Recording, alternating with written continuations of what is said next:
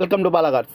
இப்போ நீங்கள் பார்க்க போகிற கார் பார்த்தீங்கன்னா டாட்டாவில் கக்ஸ் அப்படிங்கிற காரை பற்றி தான் பார்க்க போகிறோம். வாங்க வீடியோக்குள்ளே போகலாம். இந்த கார் பார்த்தீங்கன்னா டாட்டாவில் மாடல் பார்த்தீங்கன்னா 2018க்கு 10. இதோட வேரியன்ட் பார்த்தீங்கன்னா XT 4x4 அப்படின்ட்டு இருக்காங்க.